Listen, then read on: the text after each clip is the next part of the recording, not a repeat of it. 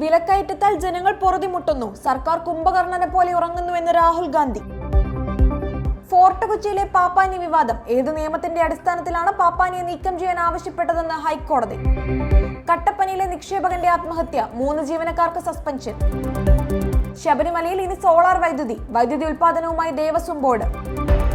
ശിശുക്ഷേമ സമിതിയിൽ 2.5 വയസ്സുകാരി ഉപദ്രവിച്ച സംഭവം. ആയമാരുടെ ജാമ്യാപേക്ഷ തള്ളി. നരേന്ദ്രമോദിയുടേത് രാഷ്ട്രീയ കാപട്യമെന്ന ബിനോയ് വിശ്വം. കുട്ടികളെ പരീക്ഷയിൽ തോൽപ്പിക്കുക എന്നത് കേരള സർക്കാരിന്റെ നയമല്ല. കേന്ദ്ര ഭേദഗതിക്കെതിരെ മന്ത്രി വി ശിവൻകുട്ടി. ശബരിമല സന്നിധാനത്ത് ആശങ്ക പടർത്തി അപ്രതീക്ഷിതമായി പറന്ന ഹെലികോപ്റ്റർ. മതപരമായ കാര്യങ്ങൾ RSS തീരുമാനിക്കേണ്ട. മോഹൻ ഭാഗവതിന്റെ മന്ദർ മസ്ജിദ് പരാമർശത്തിൽ ഹിന്ദുമത നേതാക്കൾക്ക് അതൃപ്തി. തുർക്കിയിലെ യുദ്ധോപകരണ ഫാക്ടറിയിൽ സ്ഫോടനം, 12 മരണം.